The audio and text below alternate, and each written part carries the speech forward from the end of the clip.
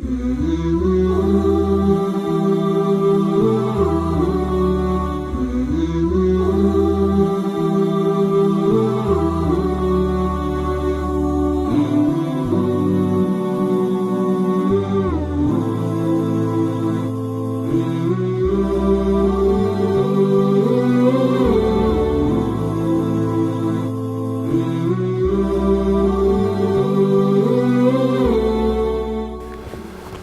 nom d'Allah, le tout miséricordieux, le très miséricordieux. Que la paix et les bénédictions d'Allah soient sur notre prophète ainsi que sur sa famille et ses compagnons.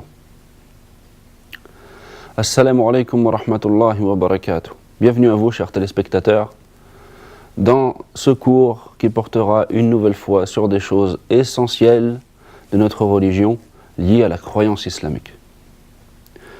Nous avons étudié dans nos cours précédents le premier pilier de l'islam, ou du moins la première attestation, puisque le premier pilier de l'islam est constitué de deux attestations. La première, et celle donc que nous avons étudiée dans le cours précédent, est que nul ne mérite d'être adoré en dehors d'Allah. Et nous avons expliqué cette attestation. Aujourd'hui, nous allons expliquer la deuxième attestation. La deuxième attestation, c'est le fait d'attester que Mohammed est le serviteur d'Allah et son messager. Ces deux attestations forment donc le premier pilier de l'islam, le plus important, le pilier par lequel la personne rentre dans l'islam. Quand une personne est mécréante, pour rentrer dans l'islam, on lui demande simplement de prononcer cette parole et elle devient musulmane. Ça aussi, c'est une preuve d'ailleurs que notre religion est bien la religion de vérité. Car si nous croyons au paradis, et nous croyons à l'enfer pour celui qui meurt sans s'être converti à l'islam et sans être musulman, alors il est tout à fait logique que le chemin pour arriver jusqu'à l'islam soit facilité. Et quoi de plus facile que de prononcer une seule phrase? Cette simple attestation fait rentrer la personne dans l'islam. J'atteste que nul ne mérite d'être adoré en dehors d'Allah et que Mohammed est son serviteur et son messager. En faisant ça, la personne rentre dans l'islam. Donc, le sujet d'aujourd'hui portera sur la deuxième attestation, l'attestation que Mohammed est le messager d'Allah. La preuve, ou une des preuves, car les preuves sont nombreuses, issues du Coran, qui prouve qu'Allah nous a envoyé un messager, et la parole d'Allah, لَقَدْ جَاءَكُمْ رَسُولٌ مِّنْ أَنفُسِكُمْ عَزِيزٌ عَلَيْهِ مَا عَنِتُّمْ حَرِيصٌ عَلَيْكُمْ بِالْمُؤْمِنِينَ رَءُوفٌ رَحِيمٌ. Qu'est-ce qui veut dire ce verset? Ce verset, quel est le sens de ce verset? Ce verset, il signifie qu'Allah nous a certes envoyé un messager issu de nous-mêmes, qui ressent de la difficulté pour les difficultés que nous-mêmes nous ressentons, qui nous veut du bien, qui est attaché à notre bien, à notre guidé, et qui est compatissant et miséricordieux envers les croyants. Allah a donc cité dans ce verset 6 choses essentielles et très importantes. La première, لَقَدْ جَاءَكُمْ, il vous est certes venu à vous. Vous qui? Vous, à tous les êtres humains et à tous les djinns. Le message du prophète Mohammed, que la paix et les bénédictions d'Allah soient sur lui, est un message universel.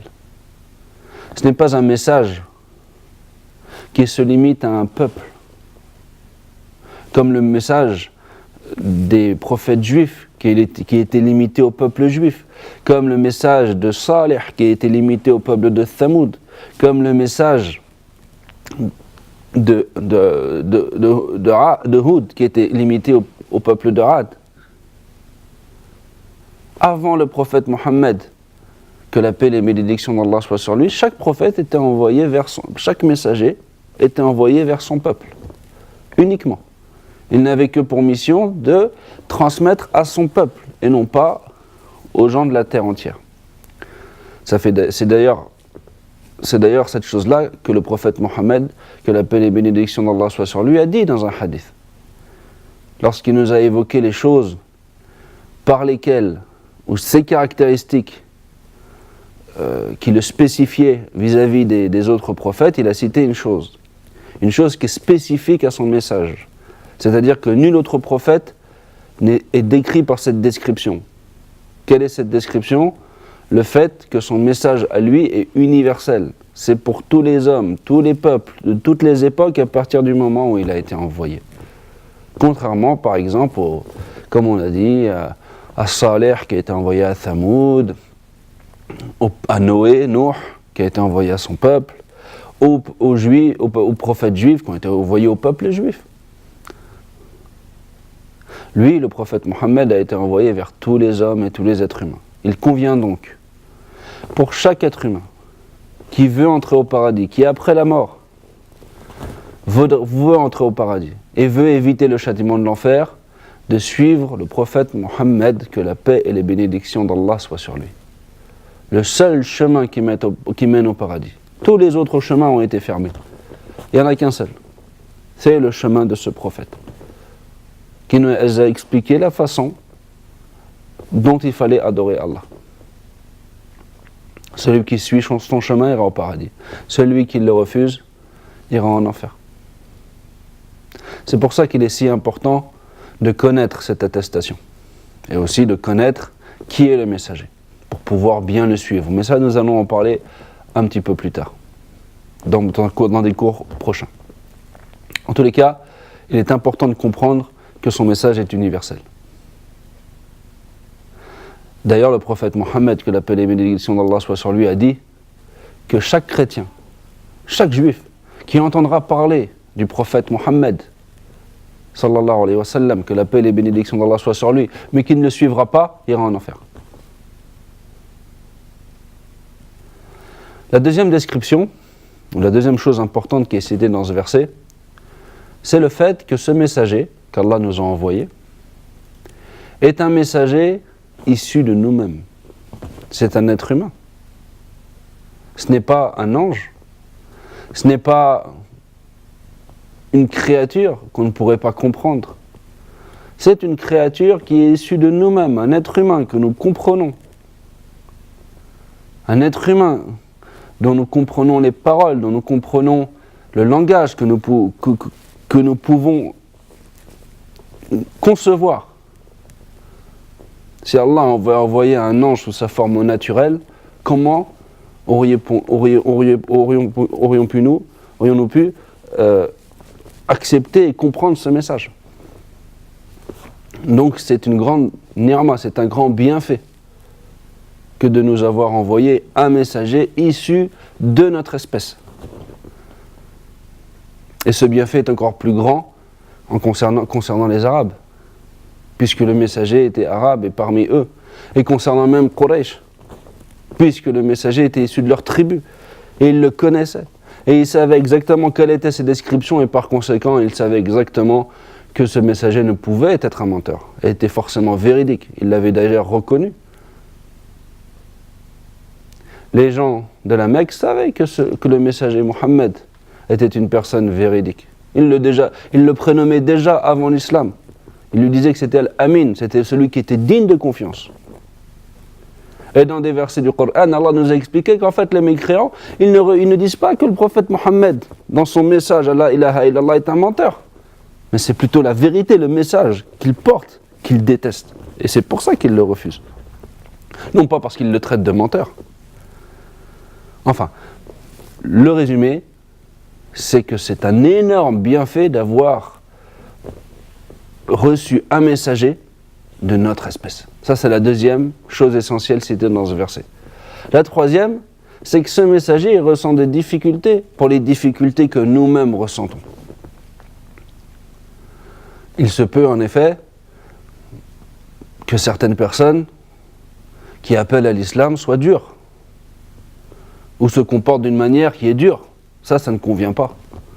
Lui, le prophète Mohammed sallallahu alayhi wa sallam, il n'était pas comme ça. Il voulait, pour nous, il voulait le bien. Quand il voyait sa communauté en difficulté, il ressentait lui-même de la difficulté. Et quand il voyait sa communauté heureuse, il était heureux. Il y a même des choses qu'il a abandonné de faire, de peur que ça devienne obligatoire pour sa communauté, comme par exemple le tarawih. Il est allé prier à la mosquée. Après, il y a des gens qui l'ont suivi. Le lendemain, il y a plus de gens encore qui l'ont suivi. Puis encore plus de gens qui l'ont suivi. Après, il n'est pas sorti à la mosquée. Pourquoi? Parce qu'il a eu peur que Allah rende le tarawih obligatoire et que certaines personnes ne puissent pas l'accomplir. Il a fait cela, pourquoi? Parce qu'il ressentait de la difficulté pour sa communauté. Il ne voulait pas que les choses deviennent difficiles pour sa communauté. C'est d'ailleurs pour ça aussi qu'on nous a informé dans des hadiths authentiques que le prophète Mohammed sallallahu alayhi wa sallam, quand il avait un choix à faire entre deux choses, eh ben, il choisissait la chose la plus facile, il ne choisissait pas la chose la plus difficile. S'il avait le choix entre une chose facile et une chose encore plus facile, il aurait pris la chose encore plus facile. Notre religion est simple. Notre religion est belle. Mais il faut l'apprendre pour la connaître. La quatrième chose très importante qui a été citée dans ce verset, c'est que le fait que le prophète Mohammed sallallahu alayhi wa sallam, il est attaché, très attaché, harisun alaykum, attaché, très attaché à notre guidée, à ce qu'on sorte des ténèbres vers la lumière. Il veut notre bien, vraiment il veut notre bien.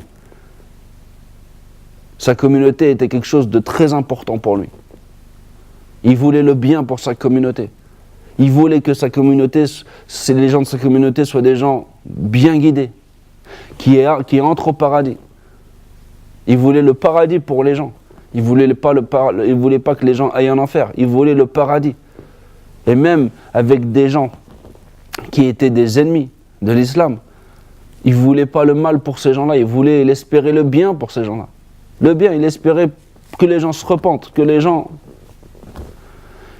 aillent au paradis. Quand le fils de Abdullah ibn Ubay ibn Salul, Abdullah ibn Ubay ibn Salul, c'est la tête des hypocrites. Il y avait à l'époque du prophète Mohammed, que l'appelle les bénédictions d'Allah soit sur lui, à Médine, un groupe d'hypocrites qui œuvraient dans l'ombre pour détruire l'islam en cachette. La tête de ce groupe-là, c'était cette personne-là, Abdullah ibn Ubay ibn Salul. Quand il est mort, Allah lui a interdit au prophète Mohammed, que la paix et les bénédictions d'Allah soient sur lui, de demander pardon pour cette personne.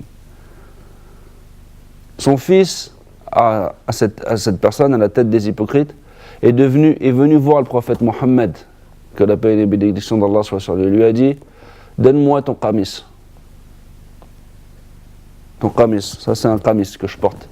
Donne-moi ton qamis, que je l'enroule, que j'en fasse un kafen, que je l'enroule dedans pour l'enterrer. Le prophète Mohammed sallallahu alayhi wa sallam, il avait de la compassion envers sa communauté. Son fils, lui, c'était un croyant, c'était pas un hypocrite. Il a eu de la compassion, même envers cet hypocrite et envers son fils qui venait de perdre son père. Il lui a donné son qamis. Combien d'entre nous auraient fait une chose comme ça? La tête des hypocrites qui a été jusqu'à même répandre des rumeurs sur une des femmes du prophète Mohammed sallallahu alayhi wa sallam, en prétendant qu'elle aurait fait l'adultère, alors qu'Allah a défendu cette femme et a démenti cette accusation dans le Coran.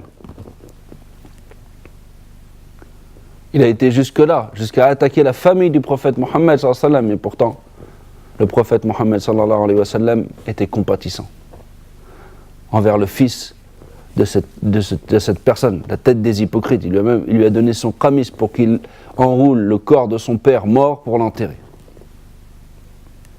Il voulait le bien pour les croyants. Et pour les mécréants, il voulait aussi le bien. Ça veut pas dire qu'il les aimait. Il n'aimait pas les mécréants. Il n'aimait pas la mécréance. Il n'aimait pas les mécréants, mais il voulait le bien pour eux. Quand on est un croyant, qu'on croit qu'il y a un paradis, qu'on croit qu'il y a un enfer, alors on veut le bien pour les gens qui ne sont pas dans l'islam. Car on sait que s'ils meurent sans être dans l'islam, ils vont aller en enfer. On n'a pas envie que les gens aient un enfer. L'enfer, c'est pas quelque chose de facile. C'est pas une chose qui s'arrête. Un mécréant, quand il rentre en enfer, il n'en sort pas. Ça sera l'éternité. quand on réfléchit à ces choses-là, on n'a pas envie que les gens aillent là-dedans, on préfère qu'ils rentrent dans l'islam. Qu'est-ce que ça va nous coûter à nous si des personnes rentrent dans l'islam? Si demain le plus grand ennemi de l'islam, de la terre, rentre dans l'islam, est-ce que ça ne va pas être une victoire pour nous? Son mal, on sera protégé de son mal. Et cette personne aura pris le chemin du paradis. En quoi ça nous pose problème? Et aussi le prophète Mohammed sallallahu alayhi wa sallam était aussi compatissant, on vient de le voir, mais miséricordieux aussi envers les croyants. Il était miséricordieux envers les croyants. Il voulait le bien pour les croyants. Il avait de la miséricorde envers eux. Il les aimait, les croyants. Il les secourait. Il les aidait. Voilà les choses essentielles qui ont été citées dans ce verset qui nous prouvent qu'Allah nous a envoyé un messager. Car il nous a envoyé un messager à nous, c'est-à-dire à toutes les créatures que sont les djinns et les ins, les djinns et les êtres humains. Il fait partie de notre espèce, il ressent des difficultés pour nous. Il ressent des difficultés pour nous. Quand on ressent des difficultés, il veut le bien pour nous. Il veut notre guider. Il est compatissant envers les croyants et miséricordieux envers les croyants. Voilà certaines des descriptions du prophète Mohammed, que la paix et les bénédictions d'Allah soient sur lui, qui ont été citées dans ce verset, qui sont des descriptions magnifiques. Magnifiques. Ça, c'est la première chose, c'est la preuve qu'Allah nous a envoyé un messager. Mais cette attestation, elle implique des choses. Ce n'est pas simplement une attestation où il suffit de dire « Ashhadu anna Muhammadan Rasulullah » et après, je m'arrête là, je ne fais plus rien dans la vie. Non, non. Cette attestation, elle implique des choses. Il faut connaître ces choses-là. Elle implique 4 grandes choses. Elle implique 4 grandes choses que les gens doivent savoir et mettre en pratique. Sinon, cette attestation ne sera pas, ne sera pas valable ou alors complète, en fonction du degré de l'application de ces choses-là. La première chose, c'est qu'on doit obéir, ou plutôt qu'on doit croire en tout ce que le prophète Mohammed, que la paix et les bénédictions d'Allah soient sur lui, nous a informé. Chaque chose que le prophète Mohammed sallallahu alayhi wa sallam nous a dit, chaque chose qui nous est parvenue du prophète Mohammed, que la paix et les bénédictions d'Allah soient sur lui, de manière authentique, on sait qu'il l'a dit, car on a une science dans l'islam qui s'appelle la science du hadith, on sait ce qui est authentique, on sait ce qui n'est pas authentique. À partir du moment où on sait que cette parole qui nous parvient, elle est authentique, alors il faut y croire. Et il ne faut pas la rejeter. Pas comme font certains, qui d'abord font marcher leur raison, et si ce qu'ils trouvent dans les hadiths va bien ou convient à leur raison, ils l'acceptent. Si ça ne convient pas à leur raison, ils la rejettent. Non, c'est pas comme ça. Ça, il faut savoir une chose. Si une personne lit un hadith et qu'elle a l'impression que sa raison va contre le hadith alors que le hadith il est authentique, il faut savoir que c'est sa raison qui a un problème.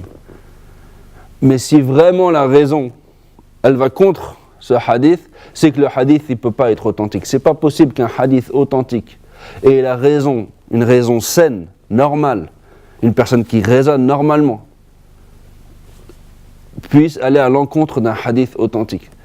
Celui qui a fait descendre notre religion, c'est Allah qui sait tout, qui nous connaît, qui a tout créé. Comment pourrait-il avoir une contradiction entre sa révélation et sa création? Puisque la révélation vient d'Allah et la création, ça vient d'Allah. La création, c'est Allah qui l'a créée. La révélation, c'est Allah qui l'a fait descendre. Quand il parle de sa création, il parle de ce qu'il a créé, donc il le sait forcément. Quand il parle du futur, il parle de ce qu'il va créer, donc il sait exactement ce qui va se passer. Quand il parle de choses qui nous sont inconnues, il parle de choses que lui connaît, que lui sait et que nous ne savons pas. Comment pourrait-il avoir une contradiction? Il se peut cependant que certaines personnes aient du mal à comprendre, que leur raison soit limitée, leur science soit limitée, que leur compréhension soit limitée. Mais il n'y a pas de contradiction entre la raison authentique, valable et saine, et un hadith authentique. Donc toutes les choses qui sont certifiées, dont on est sûr que le prophète Mohammed sallallahu alayhi wa sallam nous a informés, il est obligatoire de les accepter. Il ne faut absolument rien refuser. Celui qui refuse des hadiths authentiques, des paroles authentiques du prophète Mohammed sallallahu alayhi wa sallam, ou qui dit le prophète Mohammed sallallahu alayhi wa sallam n'a pas fait ça, alors que nous sommes sûrs qu'il l'a fait, celui-là, il n'aura pas attesté que Mohammed est le messager d'Allah.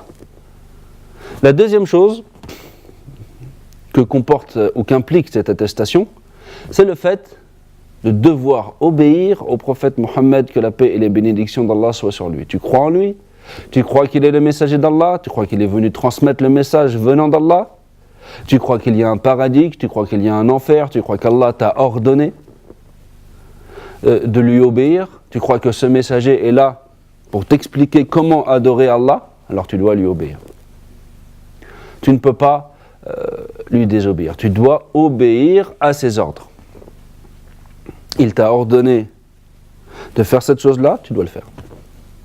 La troisième chose qu'implique cette attestation, le fait de ne pas faire les choses qu'il nous a interdites. C'est aussi tout à fait logique. Pour les mêmes raisons qu'on a citées précédemment. Tu crois au paradis et tu crois en enfer. Tu crois au paradis, tu crois à l'enfer. Tu crois que le prophète est là pour t'expliquer comment adorer Allah. Tu crois qu'il est là pour t'expliquer ce qu'Allah aime, ce qu'Allah déteste. Tu crois que c'est lui qu'Allah t'a ordonné d'obéir. C'est à lui qu'Allah t'a ordonné d'obéir. Allah nous a ordonné d'obéir à un messager. C'est le prophète Mohammed sallallahu alayhi wa sallam. Que la paix et les bénédictions d'Allah soient sur lui. Si tu crois en cette chose-là, tu dois donc évidemment t'éloigner de ce qu'il a interdit. C'est obligatoire. Il y a des choses dans le Coran qu'Allah nous a interdit. Mais il y a des choses que le prophète Mohammed sallallahu alayhi wa sallam nous a interdit qui ne sont pas dans le Coran. Ces choses-là, c'est pas parce qu'elles ne sont pas dans le Coran que ça ne vient pas d'Allah. Le prophète Mohammed sallallahu alayhi wa sallam, il ne parlait pas de sa tête. Il ne disait pas cette chose est permise, cette chose est interdite de lui-même. Il parlait avec la révélation. Donc à partir du moment où le prophète Mohammed sallallahu alayhi wa sallam nous dit que quelque chose est interdit, on doit s'en éloigner. Parce que ça vient d'Allah et que c'est Allah qui lui a ordonné de transmettre cette chose-là à sa communauté. Eh oui, ça fait partie des choses obligatoires.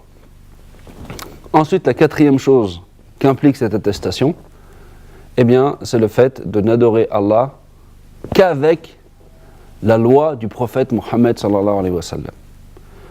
Autrement dit, on ne doit pas faire d'innovation. La loi du prophète Mohammed sallallahu alayhi wa sallam est connue.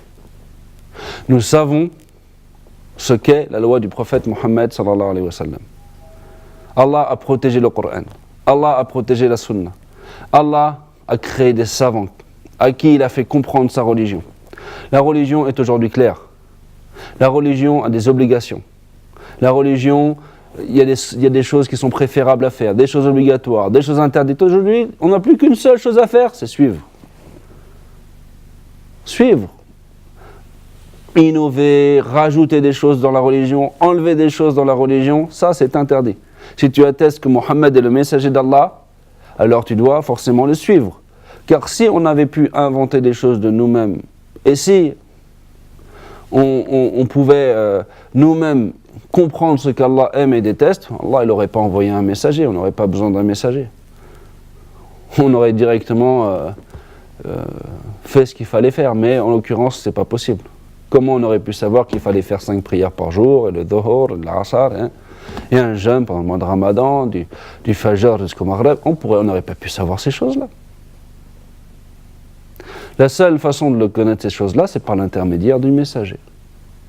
Donc puisque tu attestes qu'il y a un messager, tu attestes qu'il a transmis le message, alors tu dois le suivre, et tu dois savoir, et te rappeler la parole du prophète Mohammed sallallahu alayhi wa sallam. Celui qui innove quelque chose dans notre religion, ou celui qui fait une action dans notre religion, alors que cette action n'a pas de base, autrement dit il fait une innovation, cette action elle sera rejetée. Et il nous a aussi ordonné de nous accrocher à sa sunna. Accrochez-vous à ma sunna. Ainsi que la sunna des califes, bien guidés après moi. Accrochez-vous-y, avec fermeté. Et n'inventez pas. Et n'inventez pas, ne faites pas de choses nouvelles, car chaque chose nouvelle est une innovation. Et chaque innovation est un égarement. Dans ce hadith qui est très très important, le prophète Mohammed sallallahu alayhi wa sallam nous fait comprendre que chaque innovation est un égarement. Pas comme certains ont dit, il y a des bonnes innovations, des mauvaises innovations, il y a des innovations qui sont bien, des innovations qui ne sont pas bien. Non. En arabe, il a dit wa kulla bid'atin dalala. Toute innovation, c'est un égarement. Il n'y a pas des ikul en arabe, ce mot, c'est parmi les mots qui englobent le plus de choses. Ça veut dire quand il dit ikul, ça veut dire que ça englobe toutes les innovations. Toutes les innovations. Tu ne peux pas dire après cette parole du prophète, il y a des bonnes innovations, il y en a des mauvaises, il y en a des biens, il y en a des moins bien. Non. À partir du moment où cette chose est définie comme une innovation, c'est forcément blâmable.